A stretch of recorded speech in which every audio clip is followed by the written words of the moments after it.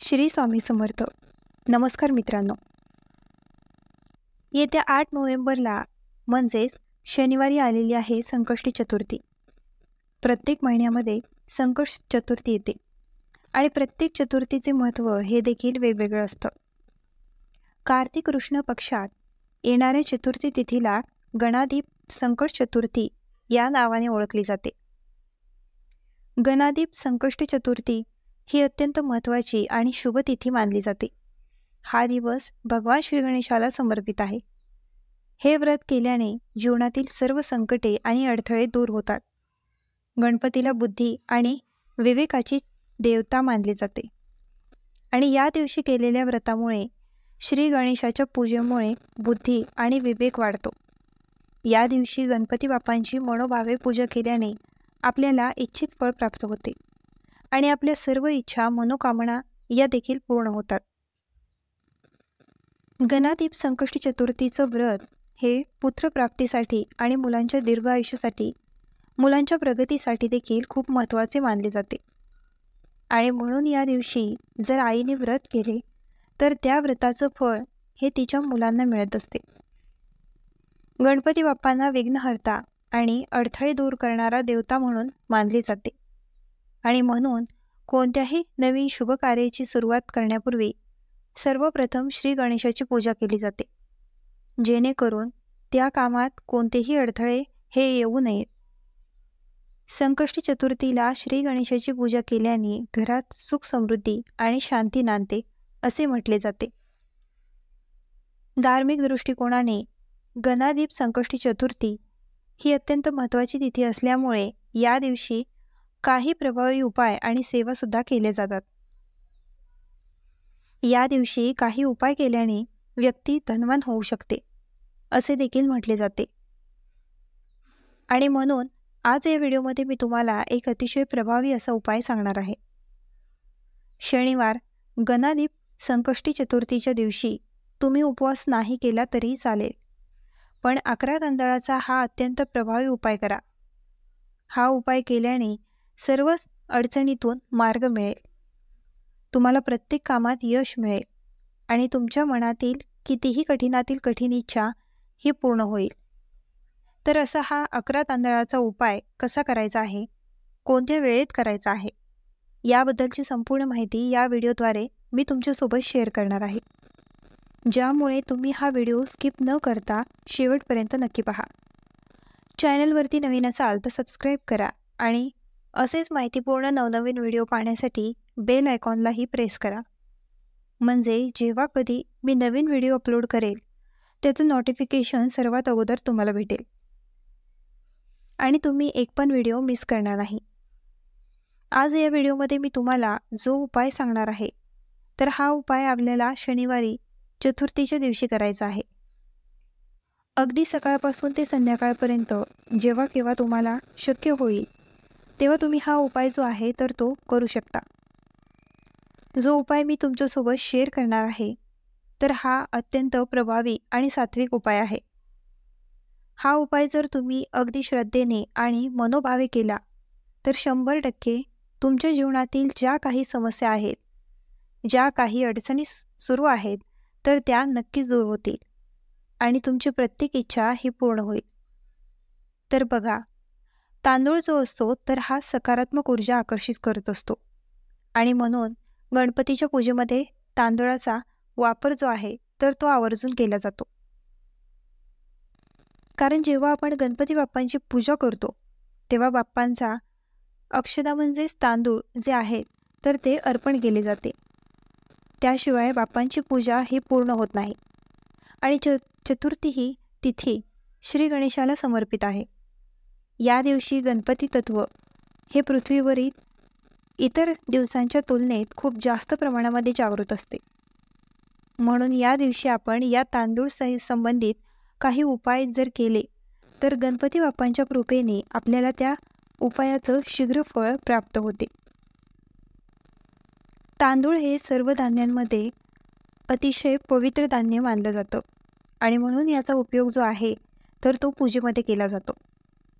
जर भरपूर दिवसापासून तुमच्या मनामध्ये एखादी इच्छा असेल आणि तुमची इच्छा तुम्ही पूर्ण होण्यासाठी अगदी 100% आणि प्रामाणिकपणे कष्ट आणि मेहनत करत आहे.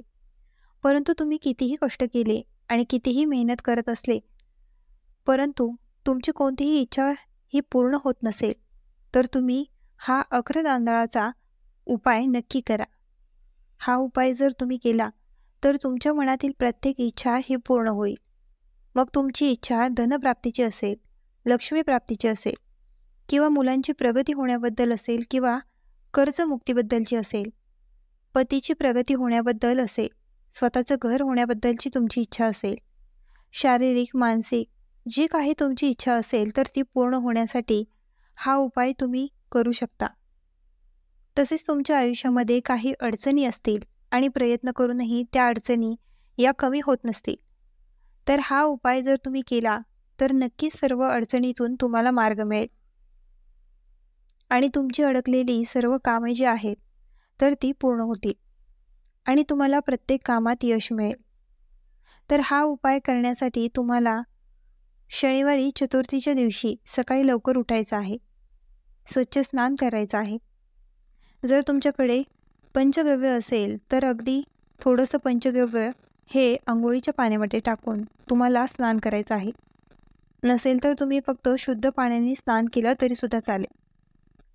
यानंतर स्वच्छ कपडे परिधान करून सर्वप्रथम आपल्या देवघरातील देवतांची विधिवत तुम्हाला पूजा करायची आहे. गणपती बाप्पांची मूर्ती ही प्रत्येकाच्या देवघरामध्ये असते, म्हणून गणपती बाप्पांच्या मूर्तीवरती तुम्हाला शुद्ध पिण्याच्या पाण्याचे अभिषेक करायचा आहे आणि अभिषेक करताना तुम्हाला गणपती अथर्व शीर्षमचं पठण करायचं आहे किंवा ओम गण गणपते नमः या बाप्पाच्या महामंत्राचा जप करायचा आहे. अभिषेक केल्यानंतर जे अभिषेक केलेलं तीर्थ असणार आहे, पाणी असणार आहे, तर ते घरातील सर्वांनी तुम्हाला तीर्थ म्हणून प्यायला द्यायचं आहे आणि बाकीचं पाणी हे तुम्हाला पिण्याच्या माठामध्ये टाकायचं आहे. यानंतर गणपती बाप्पांना हळद, कुंकू, अक्षदा, फुले वाहून धूप, दीप, अगरबत्ती ओवाळून घ्यायची आहे. जास्वंदाची फूल तुमच्याकडे असतील तर ती अर्पण करा. नसेल तर इतर कुठलेही फूल असतील तरी ती तुम्ही अर्पण करू शकता.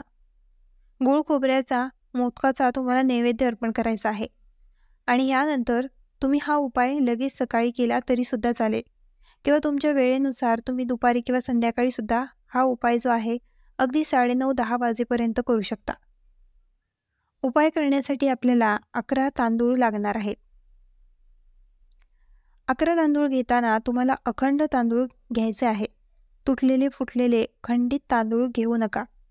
जर तुम्ही या उपायामध्ये खंडित तांदूळ जर वापरले, म्हणजेच तुटलेले तांदूळ जर वापरले, तर तुमच्या घरामध्ये दारिद्र्य येऊ शकते आणि म्हणून असं म्हटलं जातं की गणपतीच्या पूजेमध्ये कधीही खंडित तांदूळ जे आहेत तर ते वापरू नये.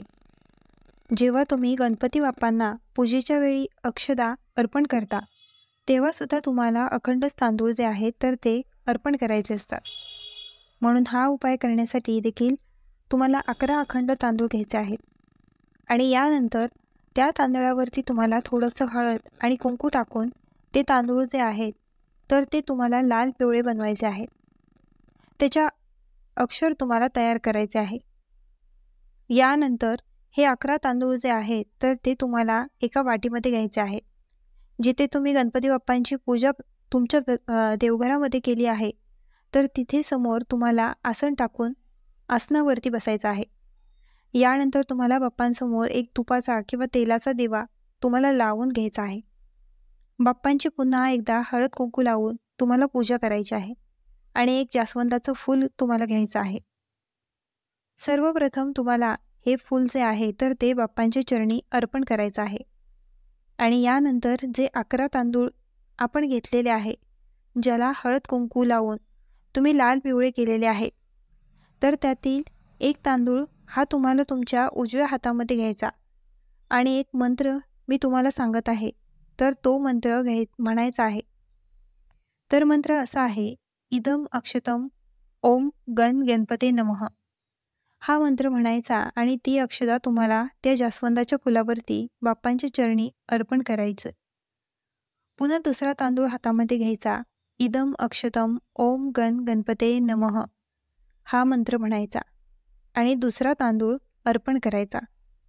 असे तुम्हाला एक एक करून 11 तांदूळ जे आहेत तर ते 11 वेळा याचं मंत्राचं पठण करून बाप्पांच्या चरणी त्या फुलावरती तुम्हाला अर्पण करायचं आहे. आता तुम्ही म्हणत असाल की 11 तांदूळ एकाच वेळी हातामध्ये घेतले आणि एकाच वेळी 11 मंत्राचं जर पठण केलं आणि एकाच वेळी ते 11 तांदूळ अर्पण केले तर चालेल का? तर नाही. आपल्याला प्रत्येक तांदळाला एक मान द्यायचा असतो. त्या अक्षता असतात आणि त्याचं खूप महत्त्व असतं आणि म्हणून आपल्याला एक एक तांदूळ जो आहे तर तो मंत्र बोलून अभिमंत्रित करायचा आहे आणि तो तुम्हाला बाप्पांना अर्पण करायचा आहे. यानंतर तिथेच बसून तुम्हाला एक वेळा गणपती अथर्व शीर्षमचं पठण करायचं आहे. ओम गण गणपते नमः या मंत्राचा 108 वेळा जप करायचा आहे आणि दोन्ही हात जोडून आपल्या मनातील जी काही इच्छा आहे, जी अपूर्ण आहे, ती पूर्ण करण्याचा प्रयत्न करत आहे, परंतु ती पूर्ण होत नाही. तर ती इच्छा तुम्हाला बाप्पाकडे पूर्ण होण्यासाठी मनोभावे प्रार्थना करायची आहे. तुमच्या आयुष्यातील ज्या काही अडचणी आहेत तर त्या अडचणीतून मार्ग मिळवण्यासाठी तुम्हाला प्रार्थना करायची आहे आणि जर यानंतर हे तांदूळ दिवसभर रात्रभर तिथेच राहू द्यायचे आहे. दुसऱ्या दिवशी ते तांदूळ तुम्हाला उचलून घ्यायचे आहेत. त्याची एक पुडी तयार करायची आहे आणि जोपर्यंत तुमची इच्छा पूर्ण होत नाही तोपर्यंत ते तांदूळ तुम्हाला तसेच तुमच्या जवळ ठेवायचे आहेत. तुमच्या पर्समध्ये पॉकेटमध्ये तुम्ही ठेवू शकता किंवा घरात ठेवायला जागा असेल तरी तिथे ठेवायचे आहे आणि जेव्हा तुमची इच्छा पूर्ण होईल तेव्हा तुम्हाला ते तांदूळ जे आहेत तर ते बाप्पांच्या मंदिरामध्ये जाऊन बाप्पांना अर्पण करायचे आहे. अशा पद्धतीने हा 11 तांदळाचा उपाय जो आहे तर तो आपल्याला या चतुर्थी दिवशी करायचा आहे. खूप प्रभावी उपाय आहे आणि हा जो उपाय आहे तर हा अनेक जणांनी केलासुद्धा आहे आणि त्याचं फळ आहे तर ते सुद्धा त्यांना प्राप्त झालेलं आहे. फक्त कोणतीही सेवा आणि उपाय करताना आपल्या मनामध्ये एक श्रद्धा आणि निष्ठा असायला हवी, विश्वास असायला हवा, तरच या उपायाचं फळ जे आहे तर ते आपल्याला मिळत असते. तसेच या दिवशी तुम्हाला व्रत करणं शक्य असेल तर तुम्ही नक्कीच व्रत करा. या व्रताचे अनेक फायदे जे आहेत तर ते आपल्याला होत असतात. आपल्या आयुष्यातील सर्व अडथळे अडचणी ज्या आहेत तर त्या दूर होतात. जर तुम्ही व्रत करणार असाल तर हे व्रत दिवसभर करून संध्याकाळी सोडले जाते, परंतु संध्याकाळी हे व्रत सोडताना चंद्राची पूजा करूनच हे व्रत जे आहे तर ते सोडले जाते. तरच त्या व्रताचं फळ जे आहे तर ते आपल्याला मिळते. आणि म्हणून चंद्रोदय जो आहे तर तो साधारण रात्री 8:01 होणार आहे आणि म्हणून 1:08 चंद्राची पूजा करायची आणि यानंतर तुम्हाला हा उपवास जो आहे तर तो सोडायचा आहे. आणि जरी तुम्ही उपवास करणार नसेल तर तुम्ही गणपती बाप्पांची पूजा आणि आरती आहे तर ती नक्की करा. त्याने सुद्धा आपल्याला या चतुर्थीच्या व्रताचं फळ जे आहे तर ते मिळत असतं. तर ही अत्यंत महत्त्वाची माहिती तुमच्यापर्यंत शेअर करायची होती. तर मित्रांनो, हा व्हिडिओ कसा वाटला आम्हाला कमेंट करून नक्की सांगा आणि आपल्या ग्लो मराठी चॅनलला लाईक, शेअर आणि सबस्क्राईब करायला विसरू नका.